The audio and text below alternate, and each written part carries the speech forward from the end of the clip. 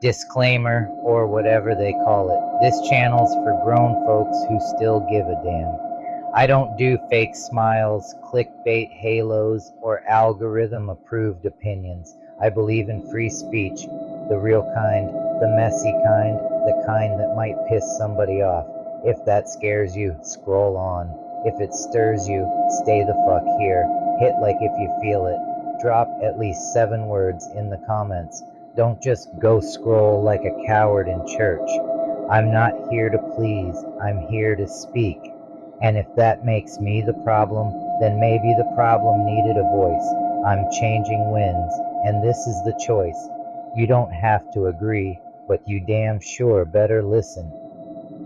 Private property until it's not. By Changing Winds, they said this is private property, as if that ends the conversation.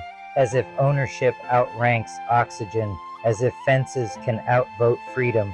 I've heard those words my whole life, a phrase dressed up like law, but built from fear. Private property, translation, your rights stop where my comfort begins.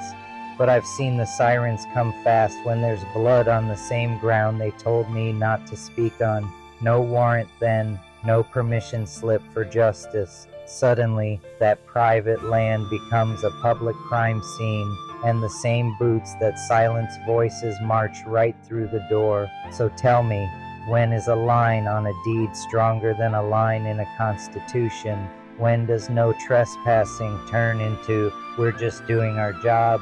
They say the system protects property, but property never protected us. It just changed the name of the chains, from reservation to restriction. From slave quarter to storefront, from homeland to no loitering. They say it's the American dream, but they never ask who's still sleeping outside. Freedom's for sale at the front desk, paid in silence and obedience. And every time I open my mouth, someone points to a sign that says management reserves the right to refuse service. Funny how that sign looks an awful lot like every treaty this country ever broke. And here's the cruel part. If an American hurts a native on tribal land, the tribal court can't touch him. That's not justice. That's colonization wearing a badge. The law still speaks English only, and it forgets how to pronounce our names. Oliphant v. Suquamish, 1978. A ruling carved like another headstone. They took jurisdiction right out of our hands and called it due process. They took power and called it protection. They took the ability to defend ourselves and called it civilization. So now a white man can beat a native woman and the tribe can't prosecute. They have to wait for a federal court that might never show up.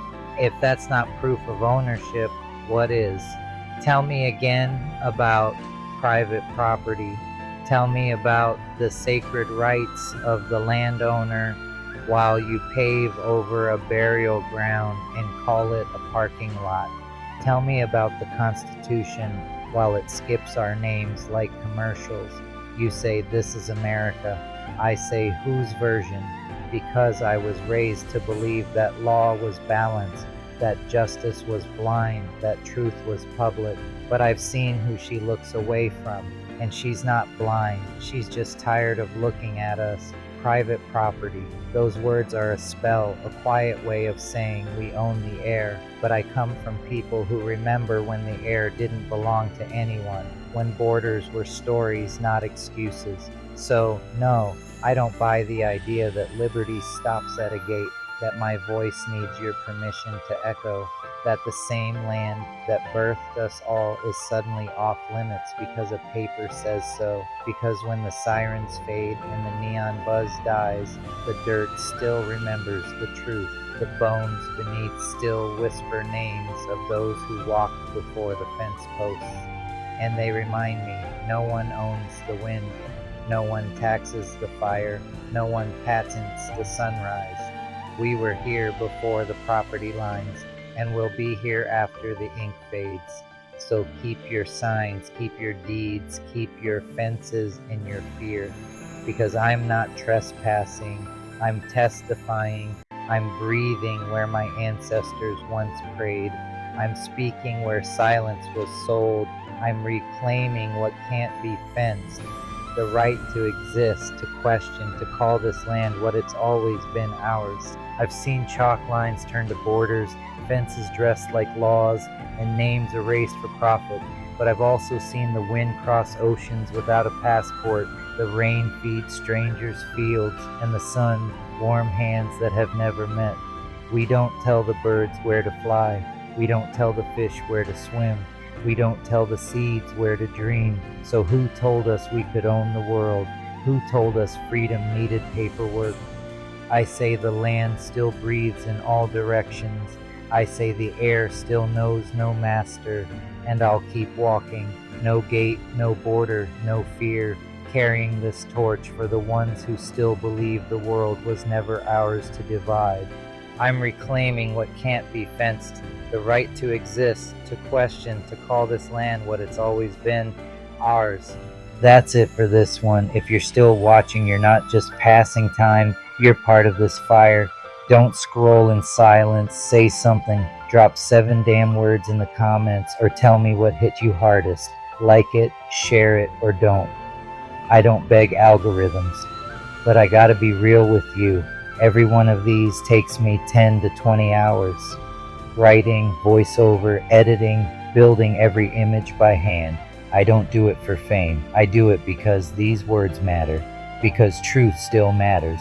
If you believe in what we're building, help keep this flame alive. Patreon, Ko-fi, CashApp, Venmo, all under Changing Winds Podcast.